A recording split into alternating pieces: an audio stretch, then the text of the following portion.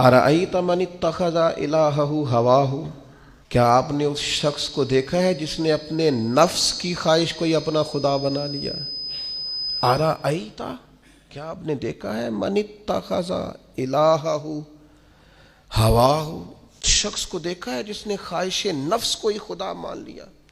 نبی پاک صلی اللہ تعالی علیہ وسلم نے ارشاد فرمایا، آسمان کے سائے کے نیچے اللہ کے سوا پوجے جانے والے معبودوں میں سے سب سے سنگین اللہ کے نزدیک وہ معبود ہے جو لوگ اپنے نفس کی خواہش کو معبود بنا کے پوجتے ہیں۔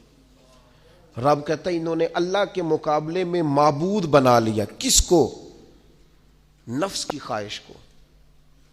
ایک طرف اللہ کا حکم ہے، ایک طرف نفس کی خواہش ہے، چلتے کس طرف ہیں؟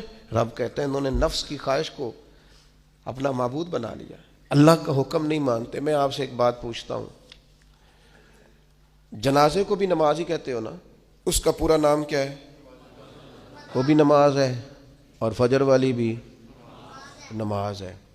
کتنا دوڑ رہا ہے بندہ، محلے کا ایک علاقے کا ایک بااثر آدمی انتقال کر گیا، دوڑ رہا ہے، چھٹی لی ہے، بھاگا آیا ہے، جلدی سے وضو کیا ہے، جنازہ پڑھنا ہے، لمبا چوڑا رش ہو گیا، صفیں گنی نہیں جا رہی، سر گنے نہیں جا رہے۔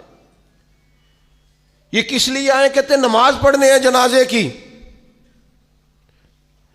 اگر تو آئے ہو نماز پڑھنے تو فجر بھی نماز ہی ہے، ظہر بھی نماز ہے، عصر بھی نماز ہے، مغرب عشاء بھی۔ اگر تو نماز پڑھنے آئے ہو تو بتاؤ یہ والی چھٹی تم نے 5 نمازوں میں کیوں نہیں لی؟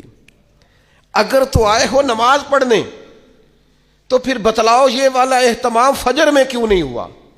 یہ تم نماز پڑھنے نہیں آئے، یہ ہم اللہ کے حضور حاضری دینے نہیں آئے۔ یہ وہ جو سیاسی رکھ رکھاؤ ہے، یہ جو ذاتی یہ نفس کی عبادت ہے، یہ اللہ کی عبادت نہیں ہے، یہ خواہش نفس کی تکمیل ہے۔ یہ رب کی عبادت، یہ تو اپنے خواہش کے پیچھے دوڑے آئے ہو۔ مجھے بتلاؤ نا